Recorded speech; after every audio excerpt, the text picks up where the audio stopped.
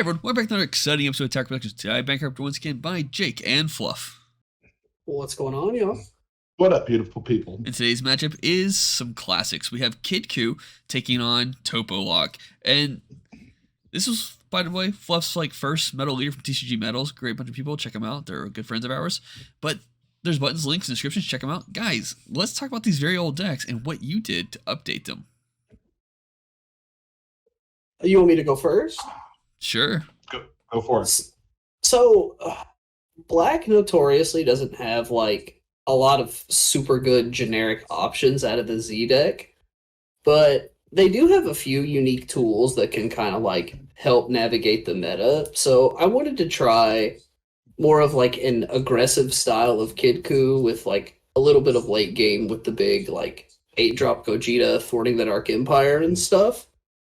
And, overall, I think the deck needs a little bit more work, but I feel like the potential for the deck to draw a ton of cards, be super efficient with its combos, and really just kind of swarm the board with a ton of threats is there. I just personally don't think I've put the deck together in the best way yet. It's something I'm going to have to revisit. Yeah, I kind of feel the same way about Topolock. Topolock is definitely... It wants to establish that 2-drop unison as soon as possible, control the field, control the battle cards coming in to keep swings off of the unison, and then kind of manage the game out that way. I don't know that I'm set on certain ratios in my deck. I feel like it's kind of needs more extra cards. It needs more draw power from what I experienced this last weekend, and you'll kind of see some of that come into effect in this matchup where my hand doesn't really get all that impressive. I want to talk about this. Yeah, Dispo, please. This Dispo is awesome. So it synergizes with the Vegeta Unison. The Vegeta Unison rests the Dispo. The Dispo then gets to restand and KO a rest mode card 5 or less. And it's also a draw one on play. But additionally, while it's in rest mode, your opponent can't attack Unisons with specified cost of 2. It just literally does everything that this Topolock deck needs it to. Yeah, and it's barrier. So there's a few matchups where it's bad, but there's a lot of matchups where it's a really good sticking point for the deck.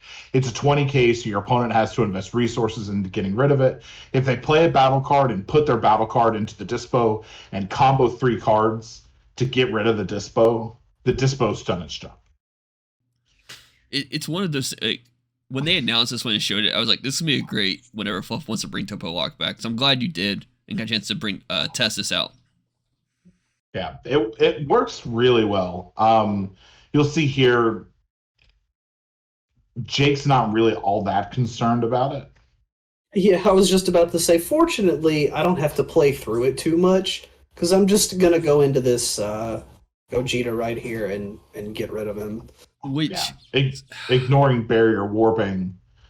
This card was a bane of my existence back in the day when this deck was running around, because any small protection that a deck required, it just got rid of. You must be referring to AOD. Yeah, exactly. Yeah. It just rips Bobbity right off the table.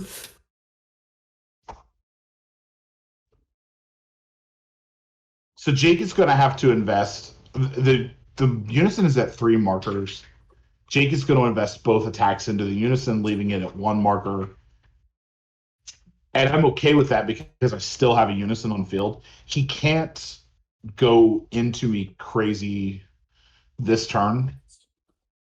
And I have other Unison options available to me, plus what the Unison itself is able to do. So yeah, I'm not terribly worried about my position moving forward here. Playing into Topolock is always a gamble. Do you put the attacks at the leader, your very limited attacks that you get because you're playing battle cards so slowly and the deck is so good at removing battle cards? Or do you point your attacks at the Unison, try and break the lock and expand out? On the off chance that your opponent just doesn't have another one to play on the subsequent turn. I think that really depends on what you want your what your deck does. If your deck goes wide for really cheap, it's worth trying to get that unison off the field. And that's exactly the strategy I'm going for with this deck, so yeah. I really want to try and get this thing off the table.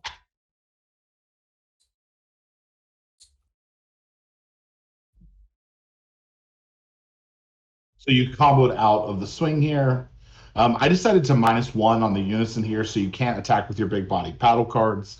And then I'm going to, I believe, pay 2 to play another Vegeta, activate main to +1 on it, switch to rest mode, and then just pass the turn. So now your Gogeta is not a threat.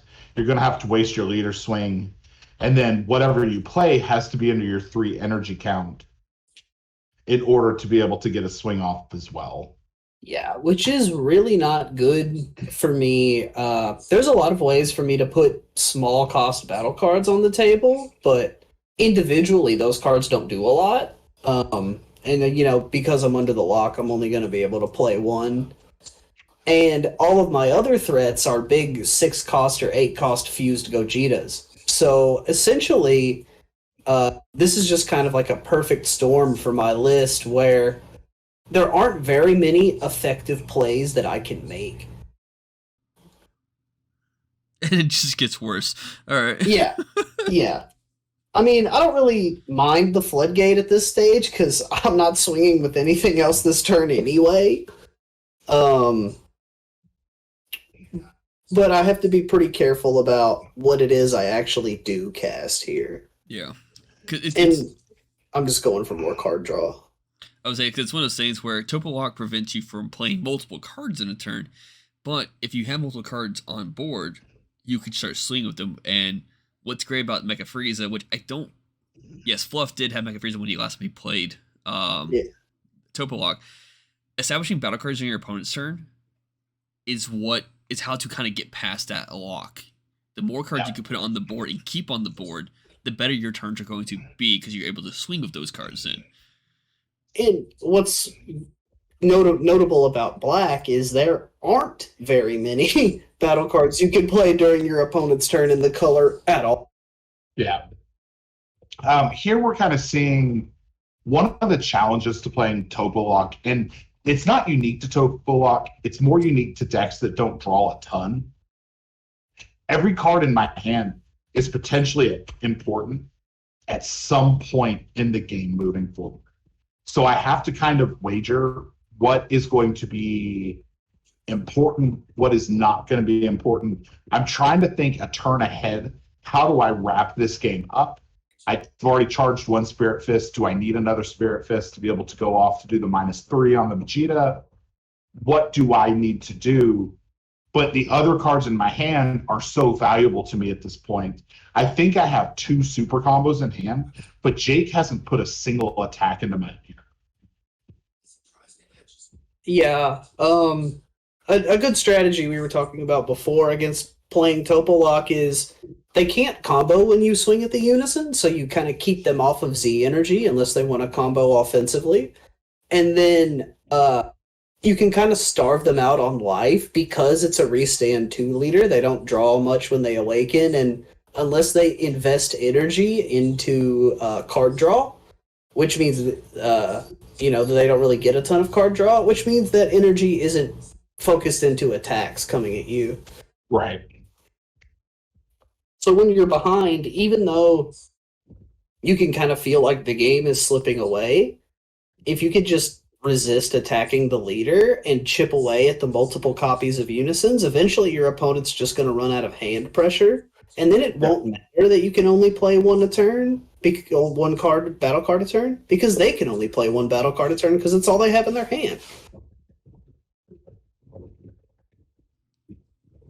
So remind us about this big boy right here you just played.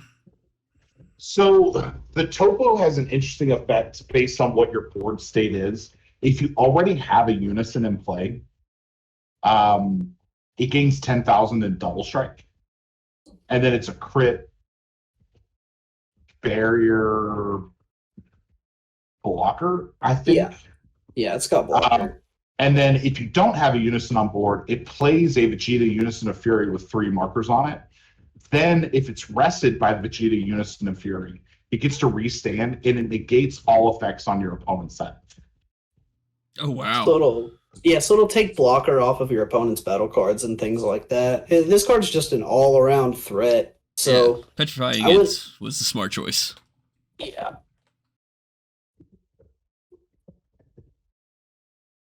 And I tapped out to play that Toppo. Again, I'm feeling incredibly safe. I can -1 on this Unison. Jake's going up to 4 energy. He can't overwhelm into another copy of Bardock again. And he's not going to be able to flood the field. He still can't attack with the 1 battle card on his side of the field. He can swing with his lead, then he can swing with his 1 battle card. And unless that 1 battle card is like a 4-drop triple strike, I'm not going to lose my games. So I guess it breaks down to choosing what to swing at. I've got a 4-drop triple attack, but it's an 8 cost, so I'm not going to be able to attack with it even if I play it. Yeah. I saw an opportunity here. Jake did not reveal the ball to draw 2. Oh. So he swung with lead, so I just released from evil. I saw that his hand was getting lower. And I was hoping that it would just stunt whatever plays he had moving. Yeah, actually, it had a pretty good effect on the game, because my goal here was to remove it with a Kraken Space Time, but since my skills are negated for the turn, I can't gain new skills. So I tried to go into Haru Haru here to get a little bit of crit pressure while being defensive by restanding my energy. And unfortunately, the counterplay is just right there to meet her. That's a problem with a lot of these older battle cards, is they don't really have any kind of protection at all if they have good effects like this. Yeah. And really just kind of end up weighing your deck down, even if it's really perfect for the matchup, like Haru Haru. One thing I don't want to walk into here is I don't want to walk into another petrification. Oh, that's tricky though, because like no matter what you swing with, he can still choose whatever target though if he has it. Right. Well, I have the Secret Rare Cooler. So I want him to burn negates before I drop that cooler. And I think I only have like 5 cards in my hand. But the question is I need to get him to Z-charge energy or cast the cooler at a point where I get value out of being able to swing with the cooler. Yeah.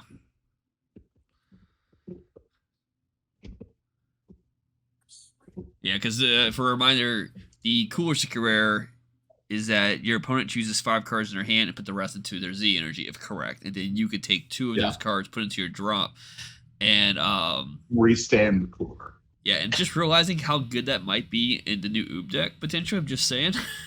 Yeah. Yeah, it's really gross. So using Space and Kraken Space Time as a defensive use feels bad. Yeah. Jake is playing it correctly here. He's trying to not go down to 2 life. He's evaluating cards in hand and kind of anticipating what he can or can't do. Here I'm going to go on ahead and establish the Vegeta Unison of Fury -3 effect. I get to rest down energy, and then I'm dual attack double strike. Which petrification will only hit a card. Question is, what card are you hitting, Jake? Okay. The last one that can attack me.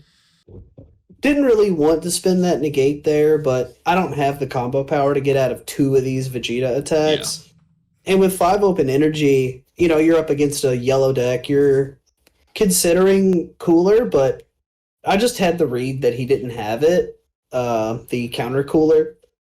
So I just went ahead and used petrification on an attack that I thought I couldn't get out of. But unfortunately, I don't have more than 5 cards in my hand at this point. So we're not going to get any extra Z energy here. And I'm only going to get 2 swings off this cooler, but I'm sitting on 6 life. Yeah. So I'm not really concerned with dying if that's the case.